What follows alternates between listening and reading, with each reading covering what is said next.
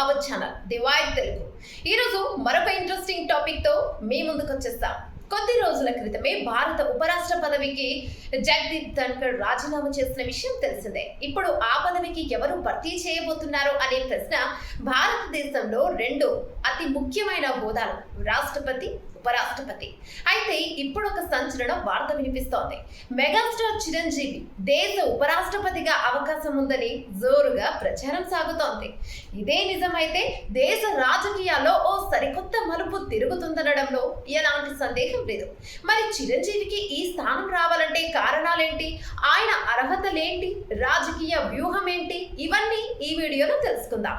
Chiranjeevi cinema రంగంలో legend, వేల కోట్ల అభిమానులను సంపాదించుకున్న వ్యక్తి. 2008లో ప్రజారాజ్యం పార్టీని స్థాపించి రాజకీయాల్లోకి అడుగుపెట్టారు. ఆంధ్రప్రదేశ్లో మంచి ఓట్లు పొందినా అధికారంలోకి రాలేకపోయారు. తర్వాత కాంగ్రెస్ పార్టీలో విలీనమయ్యారు.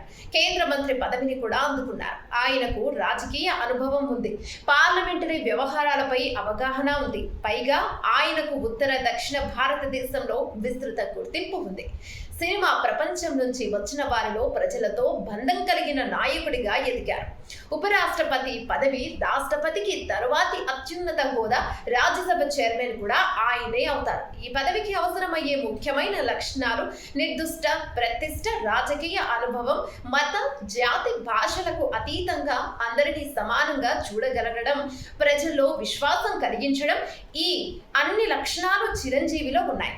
ఆయన ఎలాంటి వివాదాల్లో లేడని అందరినీ కలుపుకుపోతారు. ఉత్తరాది దక్షిణాది మధ్య వారధిలా ఉండగలగడం ఆయన ప్రత్యేకత.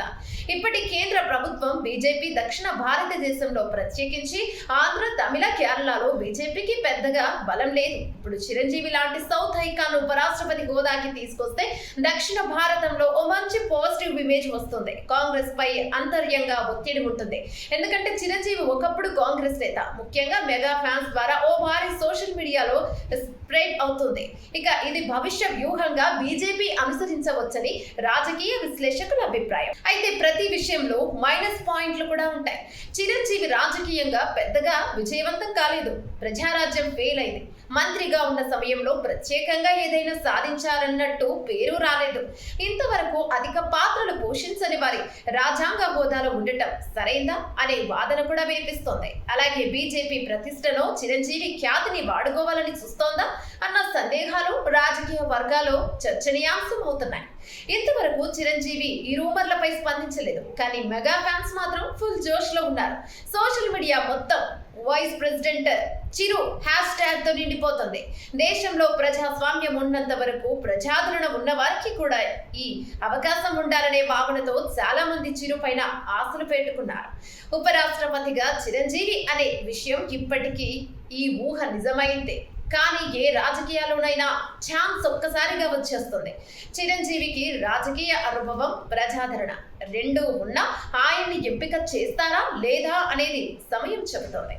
మొత్తానికి జగదీప్ ధన్కర్ రాజీనామాతో భారత ఉపరాష్ట్రపతి పదవి మాత్రమే కాకుండా దేశ దక్షిణ భాగ రాజకీయ పటంపై కూడా కీలక ప్రభావం పడనుంది.